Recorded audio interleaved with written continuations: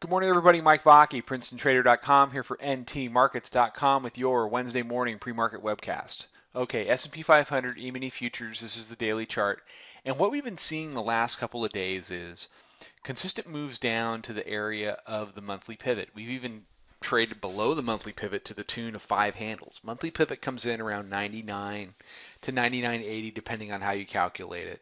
We traded as low as 94 yesterday, but what we've seen the bulls do is they continue to get that level back. They got it back on Monday, they got it back yesterday morning. What they've done after they've gotten the level back is to push through all these key areas of potential resistance that we've talked about. You've got the weekly pivot sitting up at 2108.70. You have the middle band, which was coming in around 10.5 yesterday. It's 12.5 this morning. The daily pivot yesterday was in that zone. Um, but in the last hour of the day, the bears have continued to control the close, which is always something I kind of keep in the back of my head. You know, who is controlling the close? Monday and Tuesday, the bears have been controlling the close. Let me zoom this in a little bit. And what you've also seen is resistance at the 9-day simple moving average, the blue line.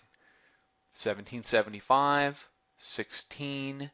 Today it comes in, right around the 14.5 area. You've got the mid band here at 12.5. We just did a little bit of a pop over the mid band. We traded as high as 13.5 about 5-10 minutes ago. It's a little after 7 o'clock Eastern time. And we've come back down. I mean, we haven't come back down far, but it just illustrates that there is key resistance at these levels. So, it's been great for trading because we've been getting moves down into the 90s and trading back up, to 2116, 2117. These, the move down has been great. The move back up has been great. Short, long, short, long. It hasn't been good for trying to establish the clarity of who's in control of this tape and ultimately where are we headed. So if you're a bull and you want to go see the highs, you need to take out the mid band. You need to take out the 9-day simple, and you need to go ahead and make a run over 18, which has been problematic, and make a run for the high from May 26th up at 2127. If you can take that out, then that's the gateway back up to the highs and potentially touching the upper band. The bands are getting tight again. Bollinger Bandwidth is at 2.25. So, and a lot of that is a byproduct of engaging the mid band for the last 6 sessions in a row. If you engage the middle band every day, you're going to see compression on the chart. Now, if you're a bear, what do you need to do? You need to go back down to the monthly pivot, back down to 94, and this time you need to stay there. You need to stay there, you need to convert it to resistance, and then you need to expand it down lower. Lower band is printed at 88.75 right now. It's moved 10 handles in a day. Was in the 78 area yesterday morning when we talked. If you're a bear, you need to get that lower band touch and try to press band expansion lower.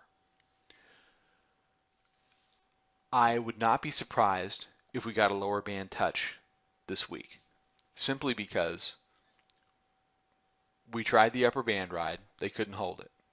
We've been making lower highs ever since. You've got the 9-day rolling over and it's going resistance. That lends itself to continued, kind of glide path down to touch this lower band. The real moment is going to be what are the two parties going to do when they get down to the lower band. Dip buyers will come in. The dip buyers have been coming in. They've been doing their job the last couple of days. But this lower low still bothers me.